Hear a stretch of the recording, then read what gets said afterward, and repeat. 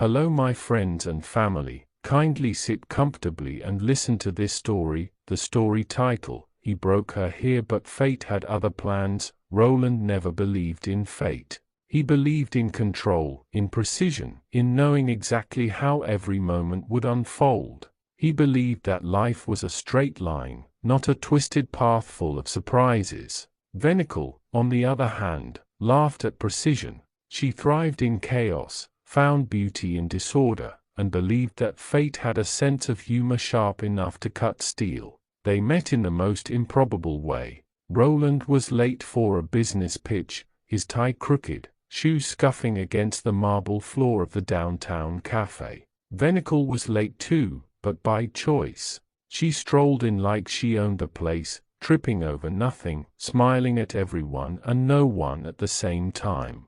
She bumped into Roland's shoulder, spilling his coffee. Roland's eyes widened. He was known for his patience, his cool demeanor, but the sight of hot liquid creeping up the sleeve of his crisp shirt triggered a fury he had never known. "Watch where you're going," he snapped. Venical grinned, tilting her head. "Or maybe you should learn how to dodge a little chaos, Mr. Control." Something in that grin caught him off guard.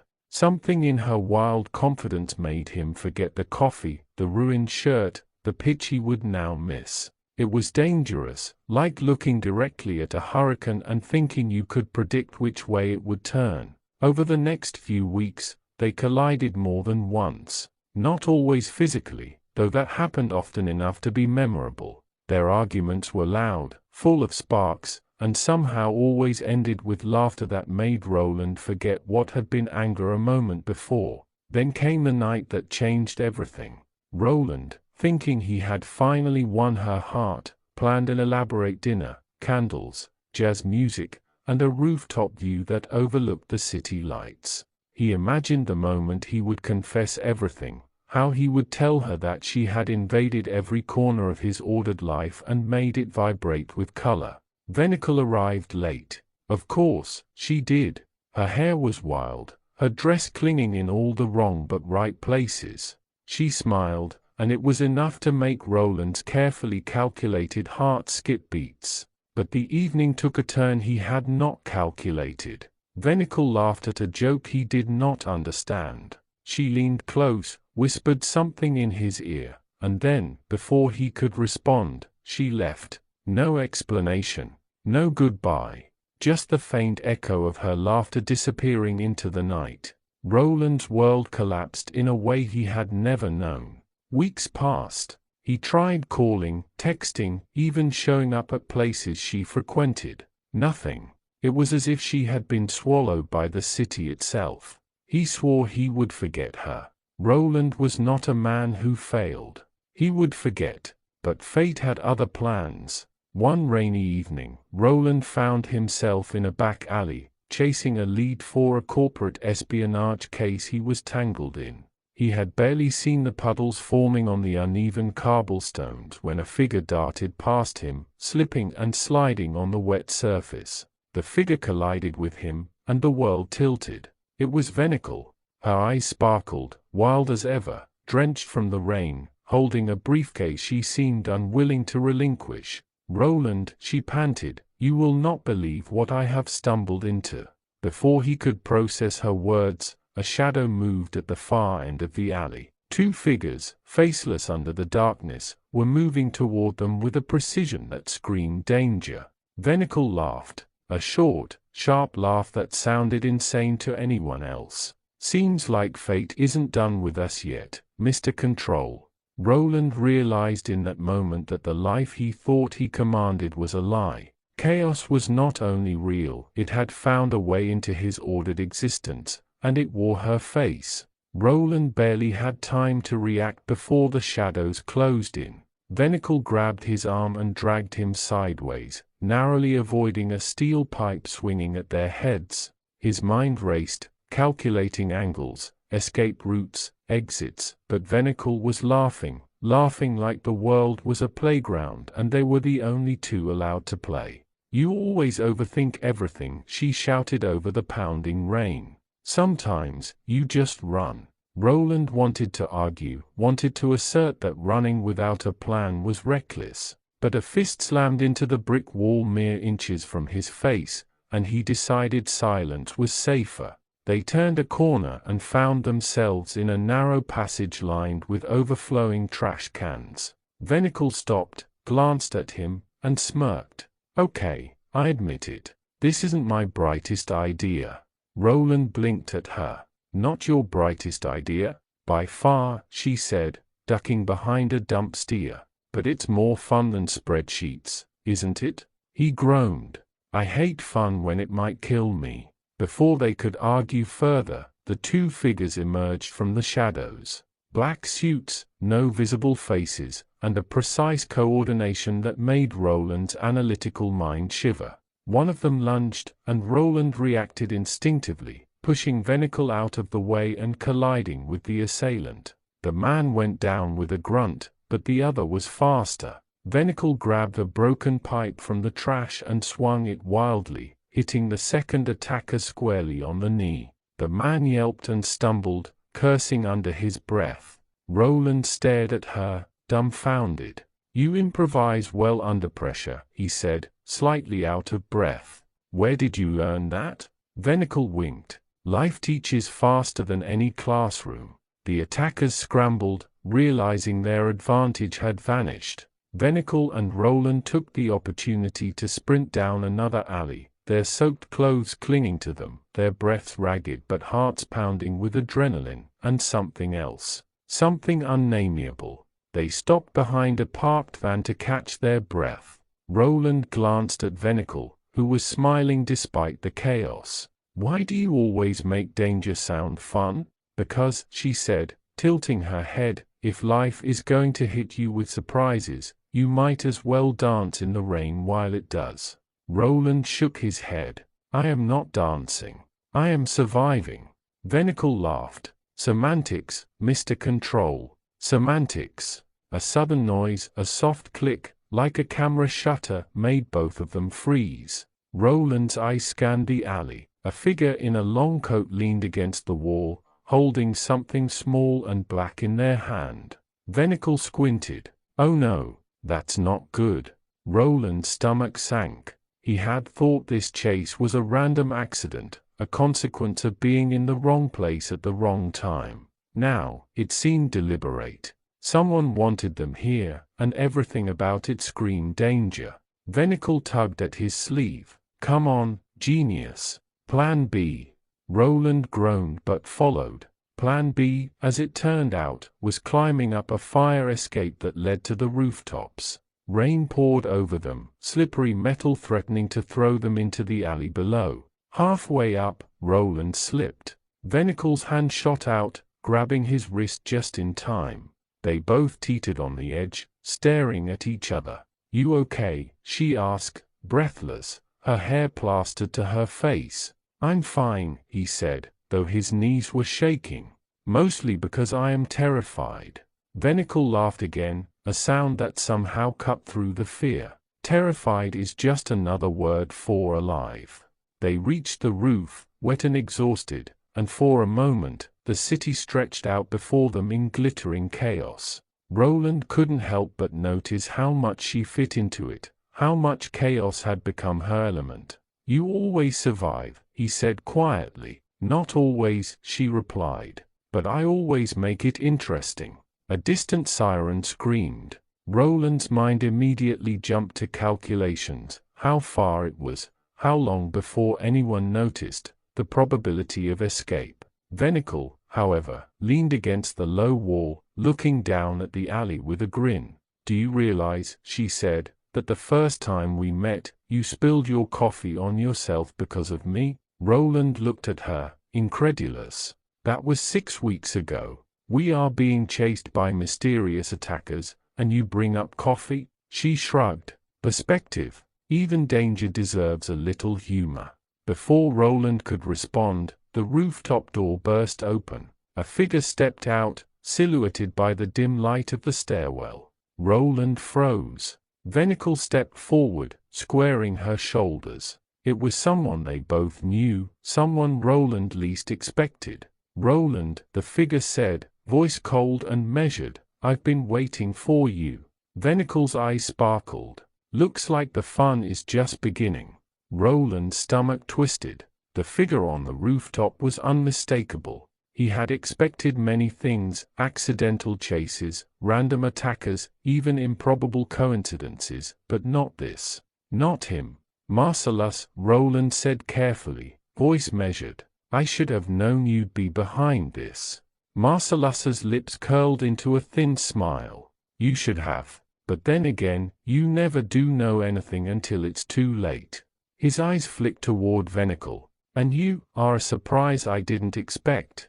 Venicle crossed her arms. A surprise? That's rich coming from a guy who hides behind shadows and plays puppet master with people's lives. Marcellus's expression darkened. You don't know the half of it. Roland stepped forward, fists clenched, adrenaline sharpening his senses. Enough games. What do you want? Marcellus tilted his head, amused. I want what everyone wants, Roland. Power, leverage, information. And right now, you have something I need. Venicle smirked. Oh, I love it when the villain explains his plan. Makes life so much more dramatic. Marcellus's eyes flicked to her, a brief flash of irritation crossing his face. Step aside, girl. This isn't your concern.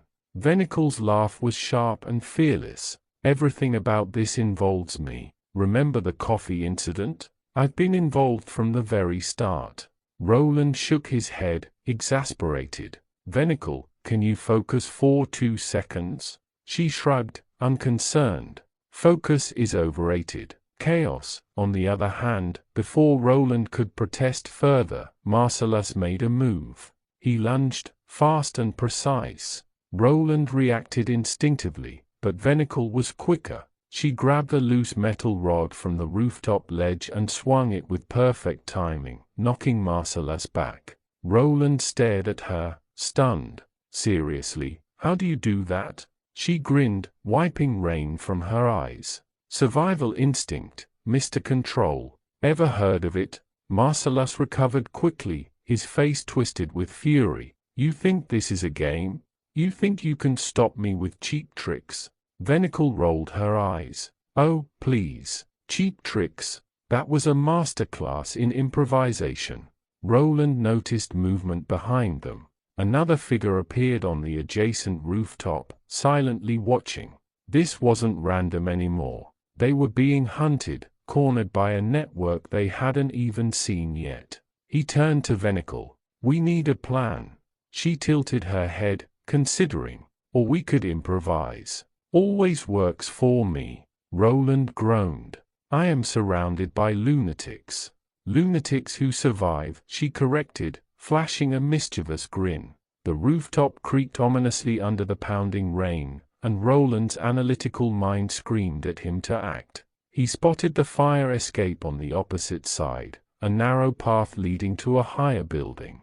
It was risky, wet, and extremely dangerous, but it was the only chance. Follow me, he said, urgency lacing his voice. Venicle didn't hesitate. She grabbed his hand and ran, their soaked shoes slipping on the slick surface. Marcellus shouted from behind, but Roland didn't look back. He calculated every step, every jump, while Venicle laughed at the absurdity of it all. Halfway across, a loose metal sheet gave way beneath them. Roland grabbed Venicle just in time, pulling her back to safety. They paused, breathing heavily, drenched but alive. Okay, she panted, that was fun.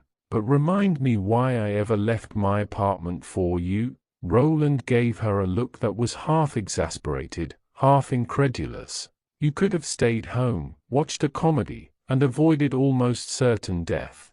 Venicle tilted her head. Where's the fun in that? Before he could answer, a sharp whistle cut through the rain. From the rooftop below, another figure emerged, this one carrying a strange device that hummed ominously. Roland's eyes narrowed. Venicle, he said quietly, we are not just being chased. We are being hunted. She blinked, a flash of seriousness crossing her face for the first time. Then let's give them a show.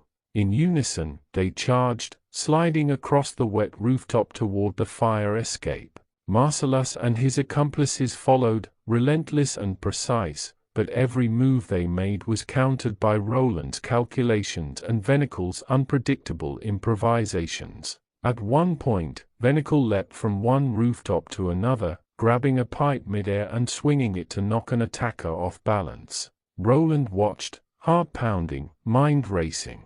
She was chaos embodied, and yet, somehow, it worked. Next time, he shouted, we improvise without near-death experiences.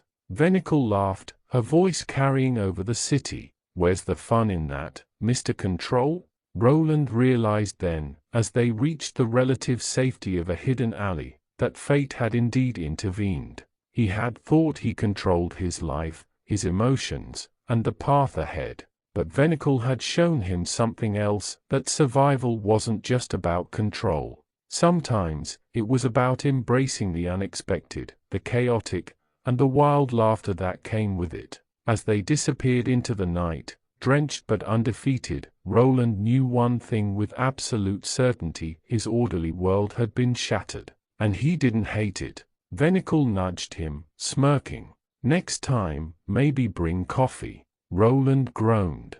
You are impossible. And you, she said with a wink, are just getting started.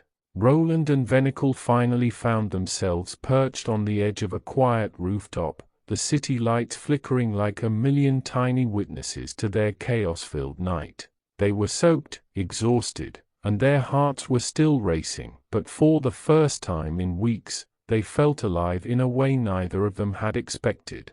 Roland looked at Vennicle, the wild spark in her eyes softened by the brief calm. You know, he said quietly, I spent my whole life thinking I had control over everything. My plans, my schedule, even my feelings. And tonight, you proved me wrong. Vennicle laughed softly, shaking her head. Control is boring. Life isn't meant to be a straight line.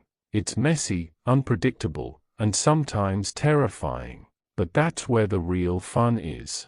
Roland realized she was right. He had spent too long avoiding risk, avoiding chaos, and in doing so, he had avoided life itself. It took losing Vennicle, being chased across rooftops, and facing unknown dangers to understand that survival wasn't about control. It was about courage, adaptability, and a willingness to embrace the unexpected. They sat in silence for a moment, watching the city below. Then Vennicle nudged him playfully. You know what this taught me? Roland raised an eyebrow. What? That sometimes, heartbreak isn't the end. Sometimes, it's the beginning of something bigger. Something you never imagined. Roland smiled, a mixture of relief and understanding washing over him. And sometimes, he said, chaos makes life better than any plan ever could. They laughed together, the tension of the night dissolving into a shared moment of understanding.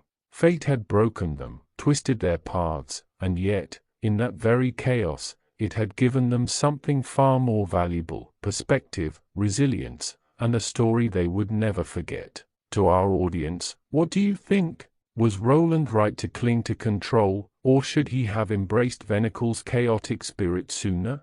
Have you ever faced a moment where unexpected events changed your life for the better? Share your thoughts in the comments, and let's talk about how fate, chaos, and unexpected twists shape our own stories. Remember, life doesn't always follow the lines we draw. Sometimes, it's in the mess, the laughter, and the danger that we truly discover who we are. Kindly like, comment and subscribe to my YouTube channel for episode 3.